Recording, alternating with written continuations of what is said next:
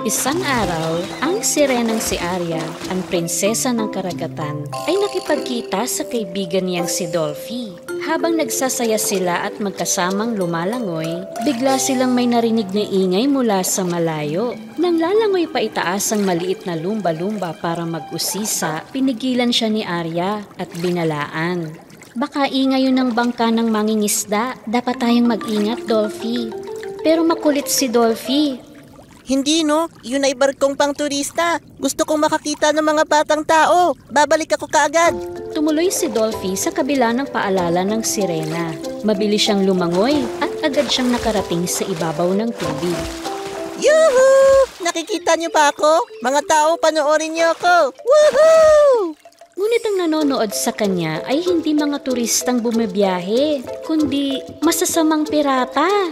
Agad na binalita ng isang pirata sa kanilang pinuno ang nakita nilang lumba-lumba.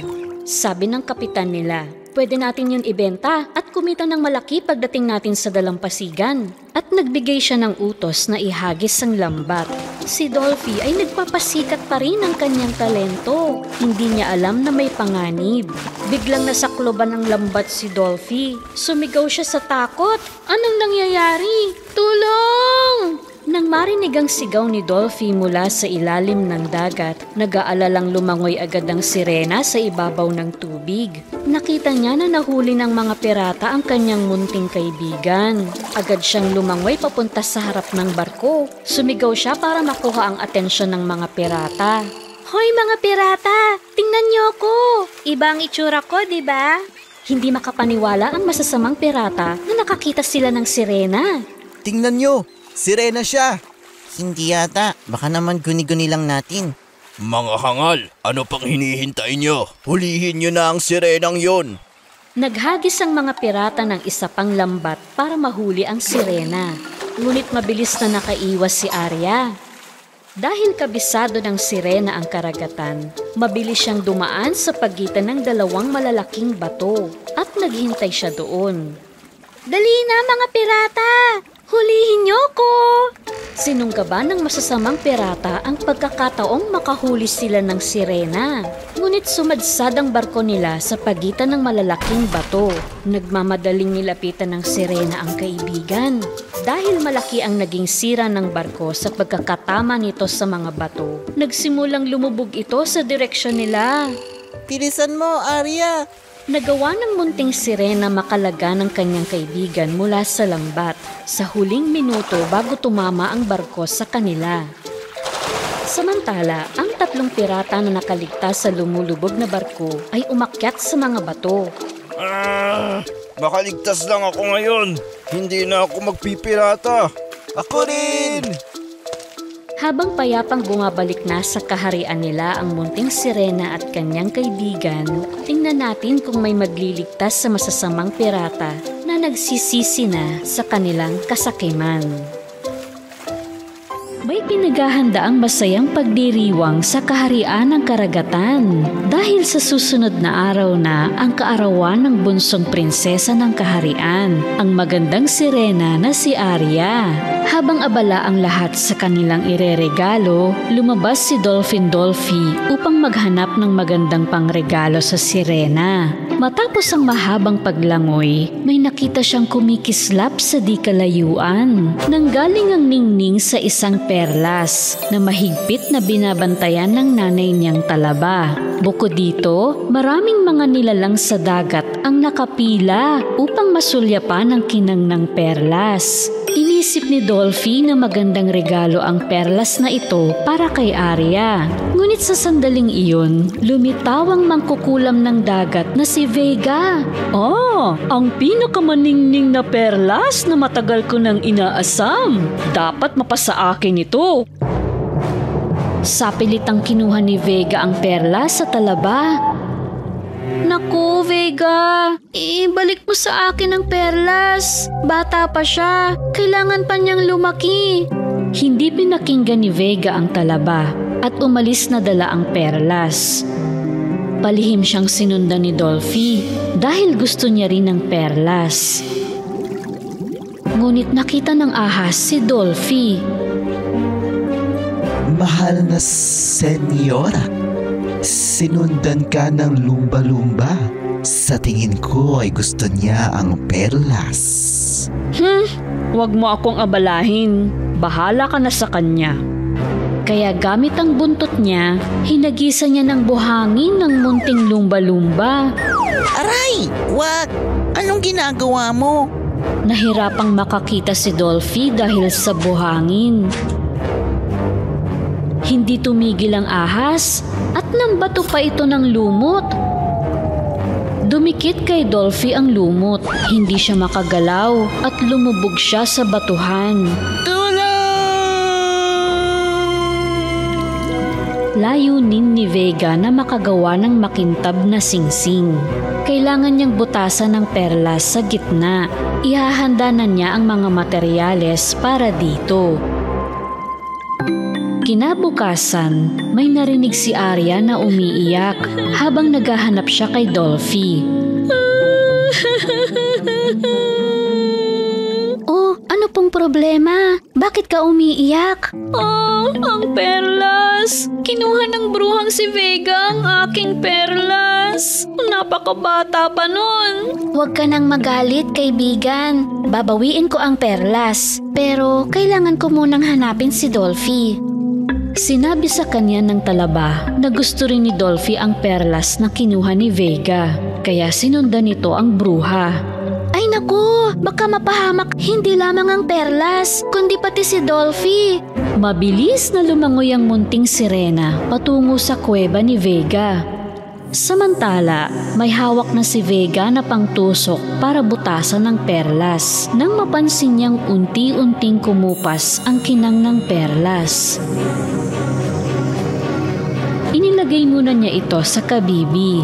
Hinanda ng pugita ang mga galamay niya para magmahika at maibalik ang kinang ng perlas. Ngunit sa sandaling iyon, mabilis na lumalangoy si Snake. Bumangga ito sa kabibi at nahulog ang perlas. Gumulong ang perlas at naipit sa bitak ng lupa. Ano ka ba? Ano ba sa palagay mo ang gagawin mo habang nagmamahay ka ako dito, ha? Huwag ka pong magalit, senyora. Kukunin ko ang perlas sa butas, senyora. Sinubukan ng ahas na may 2 ulo at 1 buntot na bunutin ng perlas, pero hindi niya magawa. Snake! Sinira mong lahat ang plano ko! Umalis ka na nga sa paningin ko! Alis! Tahimik na lumabas ng kuweba si Snake. Pinagbuntunan niya ng inis ang mga pagong na nooy masayang lumalangoy. Huwag kayong lumangoy dito. Ang senyora ay nababalisa. Nagkatinginan ng mga pagong. At habang lumalayo sila doon, may narinig silang hikbi sa likod ng mga bato. Pumunta sila sa batuhan at nakita nila ang lumba-lumbang si Dolphy na namimilipit at umiiyak dahil napuluputan siya ng lumot. Anong nangyari sa'yo, Dolphy? Binitag ako ng ahas dito. Iligtas niyo ako. Ngunit kahit anong pilit ng mga pagong, hindi nila matanggal ang lumot dahil kailangan ng mas malakas na makapagkakalas ng mga buhol. Sakto naman na nakita ni Arya ang mga pagong malapit sa kuweba. Habang papalapit siya ay napansin niya si Dolphy. Dolphy! Ililigtas kita! Gamit ang malalakas niyang kamay, sa wakas ay naligtas ni Arya ang kanyang matalik na kaibigan. Pasensya na, munting sirena. Gusto lang kitang ihanap ng magandang perlas para sa kaarawan mo. Mas mahalaga sa akin ang pagkakaibigan natin kaysa sa anumang regalo, Dolphy. Kunin na natin ang perlas para ibalik ito sa tunay na may-ari. Sabay na pinasok ni Arya at Dolphy ang kuweba ng mangkukulam sa dagat. Laking gulat ni Vega nang makita si Arya doon. Anong ginagawa mo dito, prinsesa? Vega, mali ang kumuha ng mga bagay na hindi sa iyo nang walang pahintulot. Isauli mo na yung munting perlas. Hindi mo ako pwedeng diktahan kung ano ang gagawin. Umalis ka na sa kuweba ko o lulunurin kita sa tinta. Arya, tignan mo! Nahulog ang perlas sa bitak! Nang yumuko ang sirena para kunin ang perlas na lumusot sa siwang, nagsimulang maghagis ng tinta ang galamay ng pugita. Hindi hinayaan ni Dolphy na matintahan si Arya, kaya hinarang niya ang kanyang buntot. Ngunit siya naman ang nabalot ng itim na tinta. Nakuha ng sirena ang perlas na nasa bitak kahit na medyo nahirapan, at dali-dali silang umalis. Anong silbi ng isang perlas na nawala na ang ningning? Habang patungo sina Arya at Dolphy sa talaba, iniingatan nila ang perlas. Tuwang-tuwa ang talaba nang makita ang perlas na kinuha sa kanya. Nang maibalik ng sirena ang perlas sa talaba, kuminang muli ang perlas. Kapag kinuha ang perlas habang bata pa sila, namamatay ang kanilang ningning. Maraming salamat na ibinalik mo ito sa akin. Napakasaya ni Dolphy na naisauli ang perlas sa tunay na may-ari nito. Pag-uwi ay naghihintay sa kanila ang birthday party ng sirena at masaya silang nagdiwang. Mula noon ay natutunan ni Dolphy na hindi siya dapat sumuong sa panganib na mag-isa at mas mahalaga ang pagkakaibigan kaysa sa pinakamakinang na perlas. Sa mundo sa kailaliman ng dagat, may isang tropa ng mga pating na nakatagpo ng baul na kumikinang sa ginto habang sila ay naghahanap ng makakain. Pinaligiran nila ang kayamanan. Sinubukan nilang buksan ang baul sa kanilang matatalas at malalaking ngipin, ngunit nabigo sila. Grabe, ang hirap naman buksan. Sigurado na puno ng ginto ang baul. Kita nyo, kumikinang. Pwede na kaya natin pambili ng kaharian ng karagatan? Oo. Kinawag ng mga nakakatakot na pating na ito ang kanilang buntot para lumikha ng alimpuyo sa dagat upang mabuksan ng baul. Ngunit hindi gumagalaw ang kahon kahit kaunti man lang. Sinubukan naman ng tropa na hiwain ang baul gamit ang matatalas nilang palikpik, ngunit hindi pa rin nabuksan ang baul. Sa panghuli ay sabay-sabay nilang kinagat ang baul gamit ang kanilang nakakatakot na ngipin, ngunit hindi pa rin nasira ang baul. Ano kaya ang paraan para mabuksan ang baul na to? Naisipan ng mga pating na ibaon sa buhangin ng baul gamit ang kanilang ilong para walang ibang makakita nito. Sa sandaling iyon, may lumabas na liwanag mula sa susian ng baul at nahawi ang buhangin. Sobrang nagliliwanag. Siguradong may makakakita nito. Talagang hindi natin ito maitatago. Samantala sa mundong ibabaw, si Prinsipe Edward at sirenang si Arya ay naglalakbay sakay ng barko. May nakita silang isang bote na lumulutang sa tubig. Dali! Kunin mo ang bote na yon!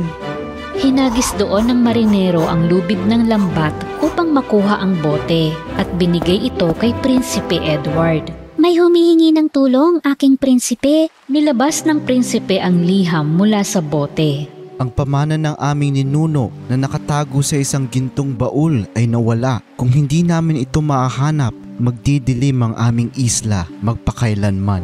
Isinulat ng mamamayan ng Isla Anino. Sabi ko na nga ba, kailangan nila ng tulong ko, aking prinsipe. Kung hindi ay hindi nasisikatan ng araw ang kanilang isla. Hindi na nag-aksaya ng oras si Arya. Tumalon siya agad sa dagat. Sa sandaling nasa dagat na siya, ang kanyang mga paa ay naging buntot ng sirena. Pumunta siya sa mga bahura sa ilalim upang hanapin ang baul. Ngunit hindi niya ito nakita. Naglibot siya sa mga halamanan sa dagat, ngunit wala rin doon ang baul. Mawawala na sana siya ng pag-asa nang matanaw niya ang nagniningning na baul. Naroon din ang 3 pating na sinusubukang buhati ng gintong baul gamit ang kanilang ilong. Mabibili ko na ang kaharian ni Poseidon gamit ang ginto. Magpapagawa naman ako ng postiso na may ginto na galing sa baul. At bibili naman ako ng dolphin. Sasakay ako at mag-ikot-ikot. Hoy, layuan niyo ang baul na yan. Hindi niyo dapat kinukuha ang hindi sa inyo nang walang paalam. Ang baul ay pag-aari ng mga taga-Isla Anino.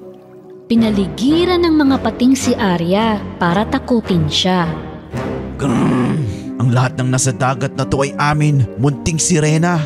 Sa sandaling sasalakayan ng pating ang munting sirena, mabilis na lumangoy si Arya gamit ang kanyang makapangyarihang buntot.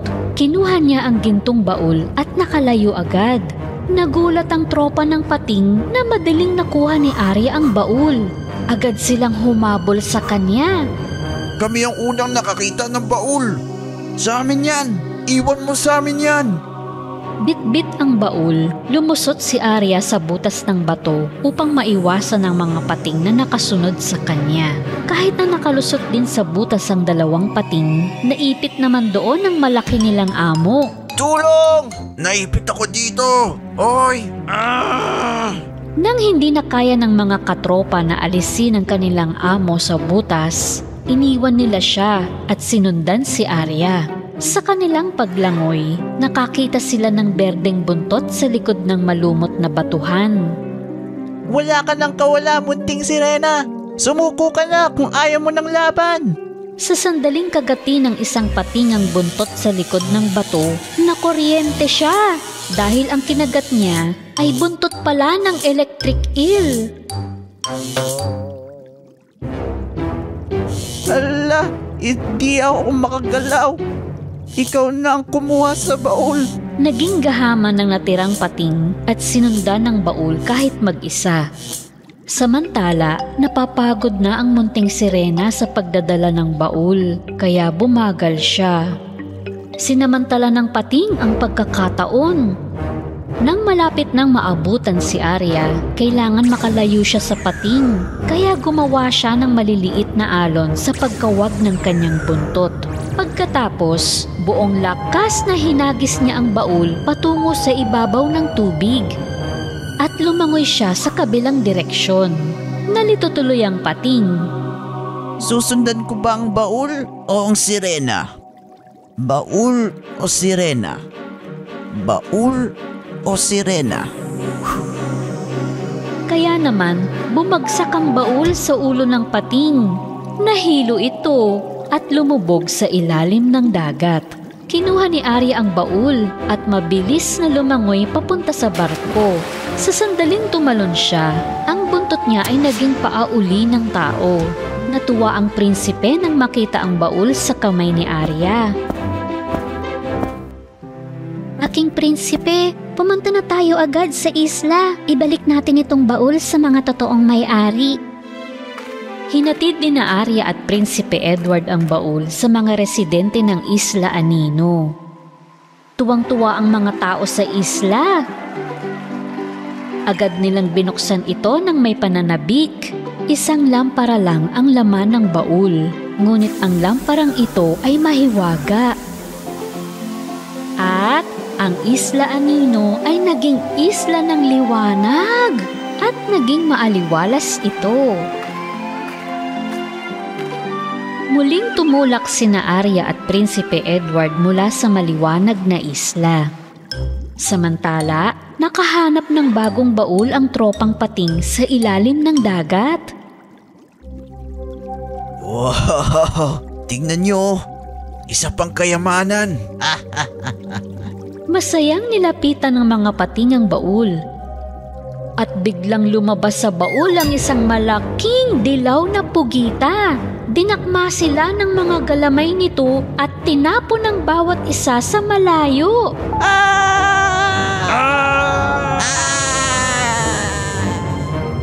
Mula sa araw na iyon, naunawaan na ng tropang ito na anumang bagay na matagpuan nila ay hindi dapat kunin ng walang pahintulot. Mahirap man ito gawin.